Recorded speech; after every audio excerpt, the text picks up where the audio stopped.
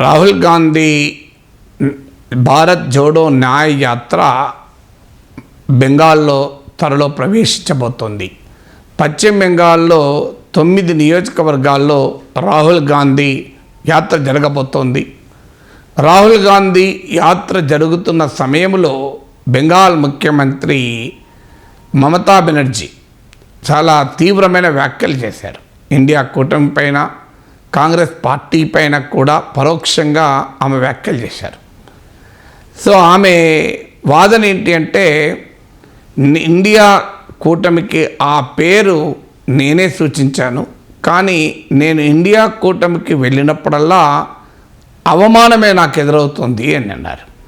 మమతా బెనర్జీకి ఏమి అవమానం మనకు తెలియదు, కానీ ఆమె వాదన ఏంటంటే ఇండియా కూటమిని సిపిఎం శాసిస్తోంది, సిపిఎం నడిపిస్తోంది.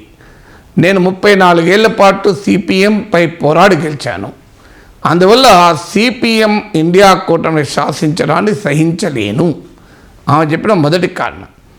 దీనికి నేపథ్యం ఏంటంటే, ఇండియా కూటమిలోకి మద్దతు ఇచ్చినప్పటికీ కూడా సిపిఎం స్పష్టంగా చెప్పింది ఏంటంటే, బెంగాల్లో మమతా బెనర్జీతో కలిసే ప్రసక్తే లేదు అని. అందువల్ల మమతా బెనర్జీకి సిపిఎంను బీజేపీకి అనుకూలమనో, పరోక్షంగా బీజేపీకి సహకరిస్తుందనో విమర్శలు చేసే అవకాశమే లేదు. ఎందుకంటే అందరికీ తెలుసు, బీజేపీకి సిపిఎంకు మధ్య ఉన్న సైద్ధాంతిక ఉత్తర దక్షిణ ధృవాల పోరు.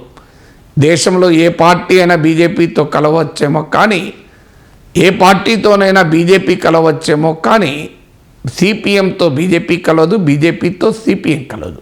కమ్యూనిస్టులకు, కాషాయ రాజకీయాలకు మధ్య సైద్ధాంతిక వైరమది. ఇక మమతా బెనర్జీ అవకాశవాదంతో గతంలో బీజేపీతో కలిసింది, ఎన్డీఏలో భాగస్వామి, వాజ్పేయి ప్రభుత్వంలో మంత్రి. ఎప్పుడైతే బీజేపీ బెంగాల్లో మమత అధికారాన్నే సవాల్ చేసి తామే అధికారంలోకి వస్తామని బీజేపీ ముందుకొచ్చిందో, బీజేపీ మమతా బెనర్జీకి శత్రు అయింది. ఎందుకంటే లాస్ట్ బెంగాల్ లోక్సభ ఎలక్షన్ 2019లో 42 సీట్లు ఉన్నటువంటి పశ్చిమ బెంగాల్లో బీజేపీ 18 సీట్లు గెలుచుకుంది. అసెంబ్లీ ఎన్నికల సమయంలో దాదాపు అధికారంలోకి వచ్చినంత పనిచేసింది. 77 సీట్లేమో తెచ్చుకుంది. మమతాను అధికారంలోకి రాకుండా ఆపలేకపోయింది, కానీ 40% ఓటింగ్ బీజేపీకి రావడాన్ని మమతా బెనర్జీ ఆపలేకపోయింది. అందువల్ల ఇవాళ బీజేపీకి తానే ప్రత్యర్థి అని మమతా బెనర్జీ చెప్తున్నప్పటికీ అందరికీ తెలుసు, బీజేపీతో కలిసి గతంలో సేల్ చేసిన మమత ఈరోజు సైద్ధాంతిక కారణాల రీత్యా కాదు, తన రాజకీయ అవసరాల రీత్యా బీజేపీని వ్యతిరేకిస్తుంది. ఇందుకు భిన్నంగా సిపిఎం రాజకీయ అవసరాలు, ప్రయోజనాలతో సంబంధం లేకుండా రాజకీయంగా, సైద్ధాంతికంగా బీజేపీకి వ్యతిరేకం. అందువల్ల సిపిఎం పైన బీజేపీకి ఉపయోగపడుతుంది అనే విమర్శలు మమతా బెనర్జీ చేయలేదు. అందుకే సిపిఎం పైన కోపాన్ని ఇంకో రూపంలో ప్రదర్శించింది మమతా బెనర్జీ. ఇండియా కూటమినే సిపిఎం శాసిస్తుంది అని. ఈ గతంలో యునైటెడ్ ఫ్రంట్, నేషనల్ ఫ్రంట్ ఏర్పడిన సమయంలో సిపిఐఎం కీలక పాత్ర పోషించిన మాట నిజం. యునైటెడ్ ప్రోగ్రెసివ్ అలయన్స్ మొదటిసారి అధికారంలోకి వచ్చినప్పుడు కూడా సిపిఎం మద్దతు కీలకం, కానీ ఆ రోజున్న బలం వేరు సిపిఎంకు. ఇప్పుడు యూపీఏ ప్రభుత్వం మొదటిసారి అధికారంలోకి వచ్చినప్పుడు వామపక్షాలకు 60కి పైగా సీట్లు లోక్సభలో ఉండే. ఇవాళ బెంగాల్లో 5% ఓటింగ్ పడిపోయింది, త్రిపురలో అధికారం పోయింది, మిగిలింది కేరళ, అక్కడ కూడా ఎంపీ సీట్లు లేవు. ఇలాంటి పరిస్థితుల్లో సిపిఎం ఇండియా కూటమిని శాసించే అవకాశమే లేదు. కానీ ఆ కారణాన్ని, ఆ నేరాన్ని సిపిఎం పైన మోపి ఇండియా కూటమితో తనకు పొసగడం లేదు అనే అంశాన్ని పరోక్షంగా మమత చెప్పింది. ఇక కాంగ్రెస్ పార్టీ పేరు తీయకపోయినా కాంగ్రెస్ పైన పరోక్షంగా వ్యాఖ్యానించింది. ప్రాంతీయ పార్టీలతో సహకారం ఉండటానికి కాంగ్రెస్ సిద్ధపడడం లేదు అన్న విమర్శ కూడా మమత చేసింది. కాంగ్రెస్కు నేను చెప్పాను, 300 సీట్లు మీరు పోటీ చేసి మిగతా సీట్లు ఆయా రాష్ట్రాల్లో బలంగా ఉన్న బీజేపీయేతర ప్రాంతీయ పార్టీలకు వదిలేయండి అని అన్నాను. కానీ మేము ఎక్కడ ఎన్ని పోటీ చేయాలో మేము చూసుకుంటామని ఆ పార్టీ అన్నది అని పరోక్షంగా కాంగ్రెస్ పైన కూడా అటాక్ పెట్టింది.